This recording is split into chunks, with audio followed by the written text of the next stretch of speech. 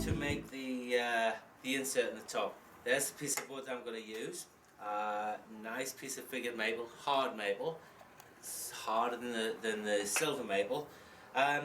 These pieces here, when the guys in the classes or whatever, or whenever I'm turning apart something off, always keep those. They've already got a tenon on. You can put it straight in the chuck. Make sure that face is flat. Sand it, seal it, sand it again, because what you can't do is use glue on end grain. It soaks in, so we need to seal it. However, we're using double-sided tape. This is pressure sensitive tape. This is called spec tape. Good stuff, and you'll be surprised at how strong this stuff is as well. So we're going to put one there. You'll see it. Get your nail and rub it over that surface. And we're going to put one here. Get your nail, get that really pressed onto the surface. You will be amazed at how strongly this grips. So then, the easiest way I've found to centralize this, let's get the backing off. This is always a pain in the butt.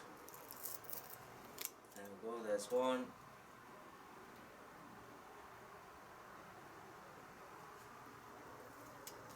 There's the other. Okay, that's the piece of wood that we're putting on. What I'm going to do now is put that there, take the chuck off, and set this down as squarely as I possibly can. So it's about an eighth there, an eighth there.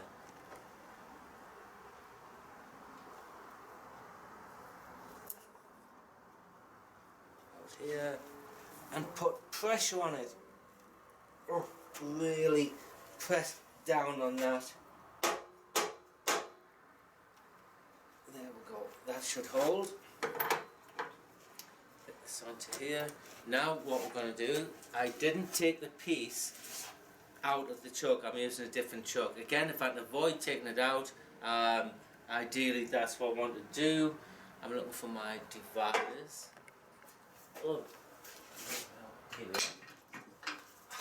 Sorry about that. So what I'm going to do now is measure. We need to cut a disc out of that to fit into here. It needs to tap in. It's got to be a good resistance fit. So I'm going to measure slightly wider than that opening there. A fraction wider.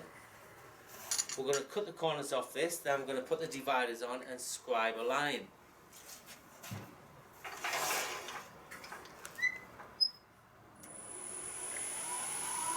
Nice and fast for this.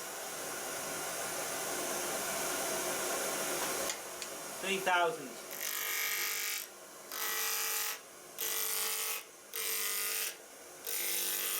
I'm not going straight in, I'm going at a slight angle, less resistance. Then as the wood gets solid, now I can square that up. Put that shoulder off, get my dividers. No, I'll tell you what I'll do, that surface is uneven. Drop the tool rest down, let's clean this off.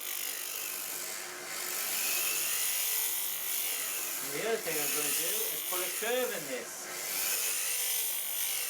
And I'm remembering roughly that it was 1/8 of an inch here, nothing there, and 1/8 of an inch down there. That should match the curve that I cut on the flask.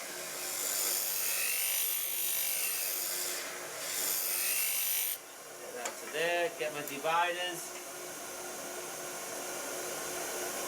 scribe with the left leg, match up with the right leg, there we go, and I'm going to get my parting tool, so take the ball gouge out, parting tool in, and I'm cutting to the left of that line.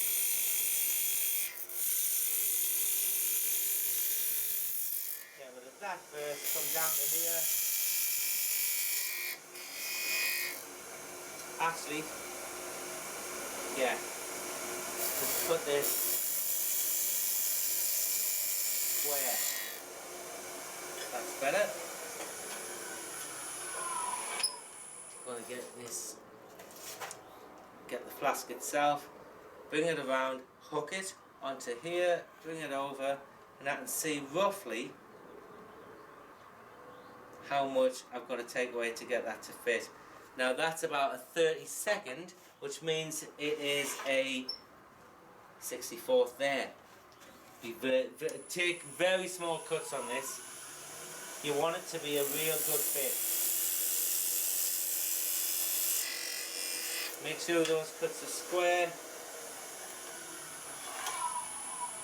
And it doesn't matter if it takes you 200 cuts to get this right. It's worth getting right. Okay, that's just sitting in there nicely. In fact, yeah, that's a resistance fit. Perfect. I've got the curve that I want on the front. I'm going to measure with the tool. That's an 1/8 of an inch. So I went down an 1/8 of an inch. It's the width of the tool. I'm going to come back here for the width of the tool, put a mark on with a pencil, and then part this off. And then it should sit flush or pretty or close enough for you to pop it in, and then to just sand it. You can use a belt sander or a hand sander with a pad on that to sand it in and get it to blend in nicely. So let me cut this off, and I'll show you how it sits in there.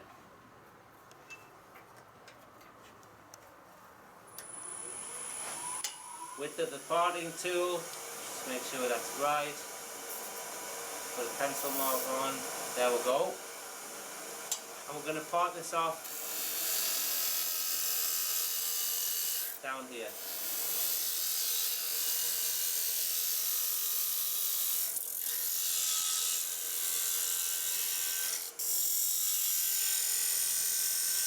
I'm slightly undercutting it and opening the cut up slightly as well. I don't want the tool to bind. There's no clearance on the parting tool.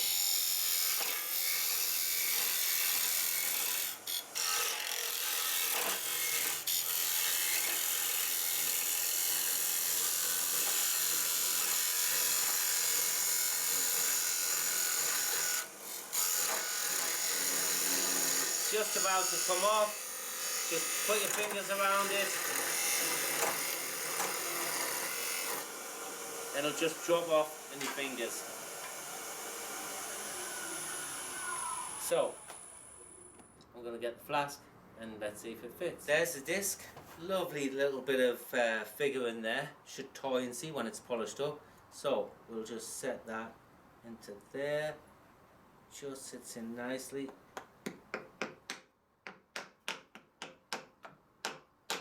And tap that in. Okay, now then, it's a little proud. That doesn't matter. Pardon me. You can just hand sand that in. Now make sure, good, you can get that back out. What we need to do now is we're going to take the chuck, take this out, the piece we're using to hold the insert. We're going to take it off here. Pardon me. Get this. Now what I'm going to use is not the jaws themselves, but this flat part of the jaws. I'm going to hold it in here. That's a good 1/8 of an inch. You've got a good hold on there. They're square, this is square, and if you don't over tighten it, which you don't need to, all we're going to do is remove that tenon there. It will hold it. In fact, that's almost perfect. Perfectly round. That's going to square that up nicely against the face of the jaws. Good use of the outside part of your jaws. Just nip that up.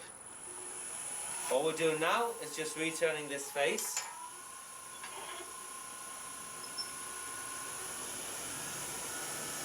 Get the bowl gouge.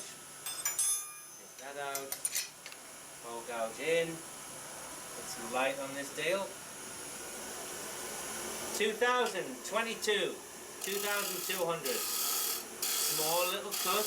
Now if you wanted to, you could make that into a button. You could make it into some kind of design. Just a couple of beads, codes, get a bit of gold gilt cream on there, whatever. I'm going to take this off. It's a pretty piece of wood. So I want to show the natural beauty. Little bit of a push cut.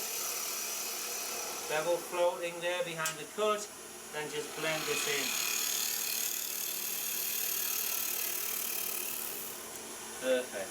Let's just stop that. Have a look. Okay, I'm going to give that a sand. Turn it around.